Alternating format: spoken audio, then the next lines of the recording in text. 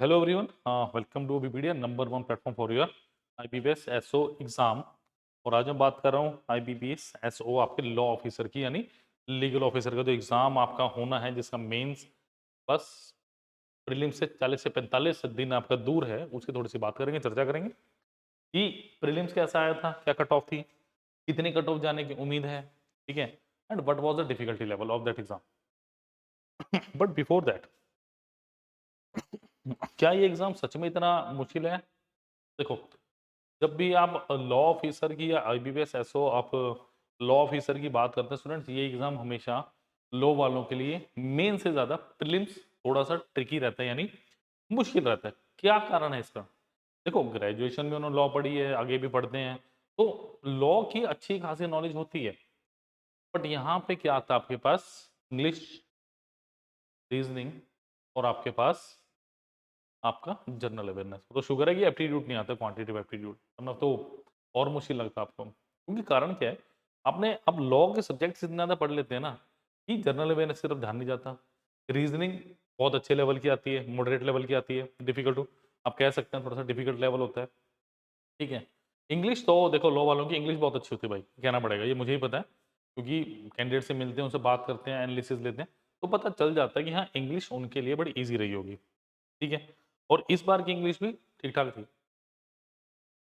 Sorry, तो उसकी भी मैं अभी चर्चा करूँगा आपके साथ वन बाय वन। तो प्लीज़ सबसे पहले आपने क्या करना है, सबसे पहले आपने लाइक करना है। सबसे पहले आपने लाइक कर, ठीक है, शेयर करना और सब्सक्राइब कर लेना चैनल को। और जो भी डिज़ायरेबल लिंक्स हैं, जो भी आपके मेंस से रिलेटेड लिंक्स हैं, वो सब डिस्क्रिप्शन बॉक्स में नीचे दिए हुए हैं।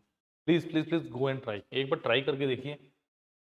अब अगर आप सिर्फ बाहर से वीडियोस के नाम ही देख लेंगे ना, आपको यकीन हो जाएगा कि इससे बेस्ट कुछ नहीं है। मेरे कहने की बात नहीं है, वो आपको दिखाऊंगा इस वीडियो के एंड में, ठीक है। चलिए, तो IBPS SO legal officer module course, full course का लिंक दिया आपके पास डिस्क्रिप्शन बॉक्स में, क्लियर। दो तरह के कोर्सेज हैं, एक एमसीक्यू कोर्स है, एक फुल कोर्स, आप जो मर्जी बाय कर सकते हैं, दोनों का लिंक डिस्क्रिप्शन बॉक्स में दिए गए हैं, ठीक है। देखो, सबसे पहले अगर मैं बात करूं IBPS SO law officer prelims examination की, अगर मैं बात करता हूं, तो यहाँ पे देखो, जैसा कि मैंने भी पिछली वीडियो में भी बताया था कि लॉ ऑफिसर का प्रीलिम्स किस लेवल का आता है, क्या आता है ना। हमने लास्ट वीडियो में भी कहा था, बट फटाफट यहाँ पे हम प्रीलिम्स के बारे में ही बात कर रहे हैं, उसके एग्जाम के एनालिसिस को देख रहे हैं, तो उसी को लेके मैं आज वीडियो लेके आया हूँ। तो ये बताना थोड़ा सा वाजिब हो जाता है कि रीजनिंग की बात करूँ तो आपके 50 क्वेश्चन होते हैं, 50 मैक्सिमम मार्क्स होते हैं, और आपको 40 मिनट मिलता है, ठीक है। सेक्शनल कट ऑफ की बात करूँ तो, सॉरी, सेक्शनल अगर मैं उसकी बात करूँ तो 40 मिनट के बाद आपके पास इंग्लिश का सेक्शन शुरू हो जाएगा, ठीक है। इंग्लिश के 50 क्वेश्चन, 25 मार्क्स, और ये आपको 40 मिनट मिलते हैं। General with special reference to banking industry, 50 question इसके आते हैं, 50 मार्क्स और 40 मिनट, तो 120 मिनट का आपको टोटल टाइम मिलेगा। 150 क्वेश्चन, तो सॉरी, नंबर ऑफ क्वेश्चन कितना, 150 और 125 मार्क्स, ठीक है स्टूडेंट्स। तो ये बेसिकली मेरे पास थोड़ी सी एनालिसिस है, ठीक है। अब पहली बार मैं चलता हूं जरा आपके, अब आईबीपीएस लॉ ऑफिसर जो है 3 स्टेजेस में कंडक्ट होता है, आपको पता है। आपका प्रीलिम्स होता है, मेंस होता है और आपका इंटरव्यू होता है। सबसे मेन गेम किसका है? आपका मेंस और इंटरव्यू, इसी के बेस्ड आपकी सिलेक्शन होनी है। बट प्रीलिम्स आपको क्वालिफाइंग है। प्रीलिम्स क्या है मेरा? क्वालिफाइंग।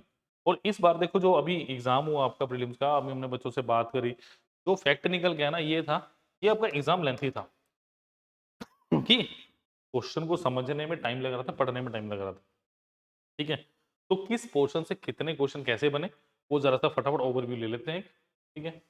सबसे पहले देखो, इंग्लिश की बात करूं मैं, इंग्लिश सेक्शन एनालिसिस, देखो यहाँ पे जो मेरे को बेसिकली मिला वो पैसेजेस से रिलेटेड थे। जैसा कि मैंने बताया कि अगर आप लॉ बैकग्राउंड से, तो इंग्लिश आपके लिए थोड़ा इजी लेवल की रहती है, इंग्लिश आपको अच्छी लगती है ना। तो आपके पैसेज वो साइंटिफिक बेस्ड एक पैसेज था, थोड़ा डिस्क्रिप्टिव बेस्ड पैसेज था, ये भी आसान नहीं था। इंग्लिश मुश्किल बिल्कुल भी नहीं थी। सेकेंडली क्या था मेरे पास? पैसेज 2 की बात करूँ तो डाटा एंड फैक्ट्स के ऊपर था, और इसका क्या था, 4 से 5 क्वेश्चन, जहां तक पता चला 4 से 5 क्वेश्चन थे, और इसका लेवल बड़ा इजी था। मतलब आप मॉडरेट नहीं कहोगे, इजी ही कहोगे इसका लेवल, कोई दिक्कत नहीं। तो इंग्लिश का बेसिकली ये था। देखिए, जो मेन इसके अंदर बात हुई ना, वो जनरल इसका आपका जनरल अवेयरनेस है, जीके बोलो, जनरल अवेयरनेस बोलो, जीके, ये सेक्शन से था। देखो हर बार यहाँ पे बैंकिंग के करंट अफेयर तो आपसे पूछे जाते हैं। अगर बेसिक में बात करूं, बैंकिंग करंट अफेयर क्वेश्चन तो आपके पास आते ही आते हैं। एंड वो आपको पता है, जब आपके पास सिलेबस में ही लिख दिया कि बैंकिंग अवेयरनेस से ज़्यादा से ज़्यादा क्वेश्चन आने, तो फिर आएंगे क्या? देखो अगर मैं बात करूं 2000 जो भी पिछला एग्जाम हुआ मेरा 23 का है ना, 2023 के एग्जाम की बात करूं अगर मैं, उसके अंदर करंट अफेयर से काफी क्वेश्चन थे, maximum questions are from current affair section. Static GK से कम क्वेश्चन थे अगर मैं बात करूं यहाँ से, और यहाँ पे क्या था, स्टैटिक जीके से लो परसेंटेज क्वेश्चन। ठीक है, कि स्टैटिक जीके से लो परसेंटेज ऑफ क्वेश्चन था आपके पास, तो इसका मतलब इस बार भी ऐसे होगा। सोच के देखो कैसे ही हुआ। नहीं, इस बार देखो आपके जो बेसिकली पता चले, अगर मैं इस साल की बात करूं 2024 का जो पेपर हुआ, 4 से 5 क्वेश्चन जो पता चले हैं वो किससे, वो स्टैटिक जीके से। ठीक है, आपके यूनेस्को से क्वेश्चन था, हेरिटेज साइट का एक क्वेश्चन पता चला, क्वेश्चन तो एग्जैक्ट पता नहीं चला बट ये पता चला कि यूनेस्को से रिलेटेड एक हमारे पास क्वेश्चन था। ठीक है, और जो आपके पास करंट अफेयर के क्वेश्चन थे ना, वो ट्रिकी क्वेश्चन थे। 2023 में जो भी क्वेश्चन आए थे ना, ठीक है, वो आपके पास डायरेक्ट क्वेश्चंस थे। ठीक है, डायरेक्ट क्वेश्चन। बस इस बार थोड़े ट्रिकी क्वेश्चन थे, क्वेश्चन को समझना एक टास्क थी बेसिकली। ठीक है, ये क्वेश्चन को समझो देन करो, तो ये बड़ी मजेदार चीज थी इस पेपर के अंदर। ठीक है, चलिए देखिए जरा इसको।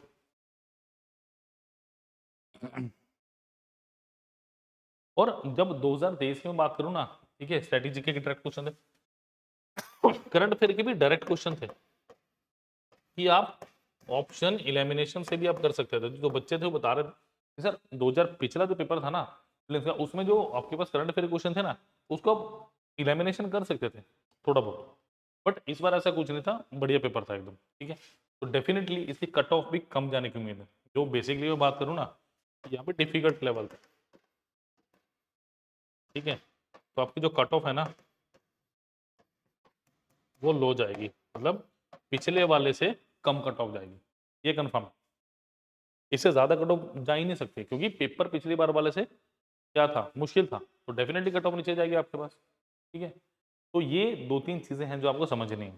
ठीक है, क्योंकि मेंस एग्जाम की तैयारी वो बच्चा करे जिसके मेरे ख्याल से 30 से 40 के बीच मार्क्स बन रहे हैं, 30 के आसपास अगर बन रहा है, 30 से 35, तो आपको तैयारी शुरू कर देनी चाहिए, मैं ये बोल रहा हूँ।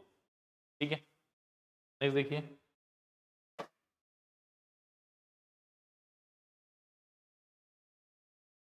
हाँ, देखो लॉजिकल रीजनिंग, तो ये कहाँ गए,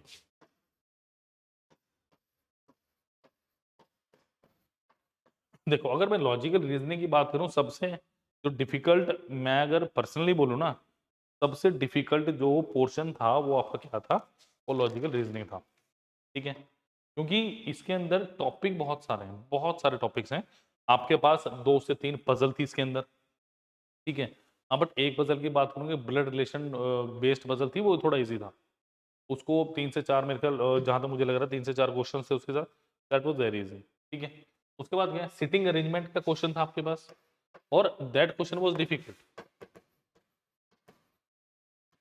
क्योंकि मेरे को ये भी डाउट है कि जो पजल के क्वेश्चन आया उसमें भी क्या सिटिंग अरेंजमेंट आया था, क्योंकि मुझे जहां तक पता चला सिटिंग अरेंजमेंट का क्वेश्चन था और वो डिफिकल्ट लेवल का था। तो क्या वो, मेरे को लगता है कि नॉर्मल सिटिंग अरेंजमेंट होगा, वो डेफिनेटली पजल के अंदर ही आएगा, क्योंकि जब पजल के अंदर सिटिंग अरेंजमेंट आता है तब ही वो मुश्किल लगता है, क्योंकि जब 3 से 4 क्वेश्चन या 4 से 5 क्वेश्चन पैराग्राफ के साथ दिए होंगे, तो डेफिनेटली एडिशनल इन्फॉर्मेशन आपको निकालनी पड़ती है पैराग्राफ से खोज के। ठीक है, आपके 2 डेटा सफिशिएंसी बेस्ड क्वेश्चन थे यहाँ पे। ठीक है, हाँ देखो क्रिटिकल रीजनिंग हमेशा ही अच्छे लेवल की आती है यहाँ पे।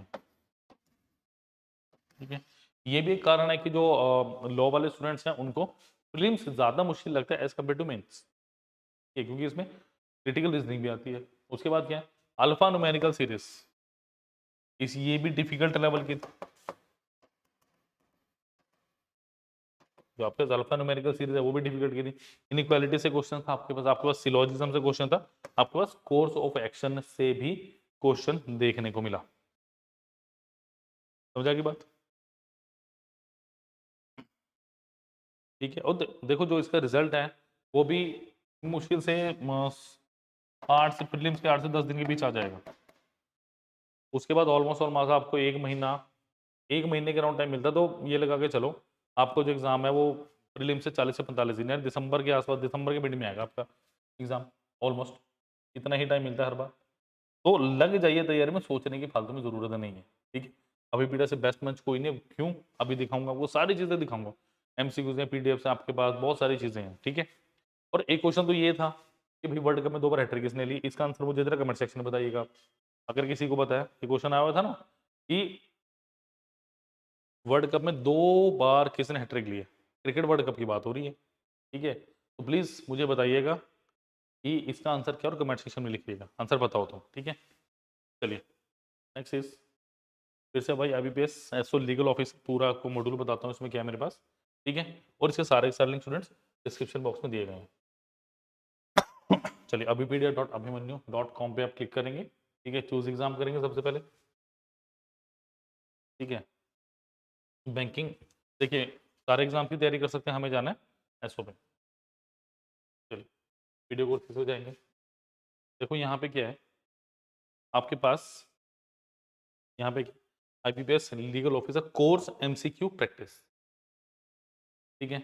अब ये 2024 का अपडेटेड कोर्स आपके पास, ठीक है? इसमें क्या देखो 66 वीडियोज़ हैं, 48 पीडीएफ्स है और 16 आपके पास प्रैक्टिस एमसीक्यूज़ हैं, मतलब इसके अंदर ही हैं, वो अलग से हैं, ठीक है? अब इसमें क्या-क्या देखो, प्रोफेशनल अगर आप लीगल नॉलेज की बात करेंगे और सिर्फ कितने का? सिर्फ और सिर्फ 1500 रुपीज़ का है। अगर आप एमसीक्यूज़ की बात करें या सिर्फ शॉर्ट में आपको जल्दी से करना है, तो ये आप कर सकते हैं। आरबीआई एक्ट हो गया आपका, बैंकर बुक एविडेंस एक्ट हो गया, बैंकिंग रेगुलेशन एक्ट हो गया आपके पास, सरफरी एक्ट हो गया, डीआरडी एक्ट हो गया, consumer protection act, RTI act, arbitration act हो गया आपके पास, कंपनीज एक्ट हो गया, इस IBC, ITA, law of contraction, देखो सारे के सारे ए टू जेड जो आपके पास बताया गया सिलेबस में बिल्कुल डिटेल में बताया गया है, ठीक है? उसके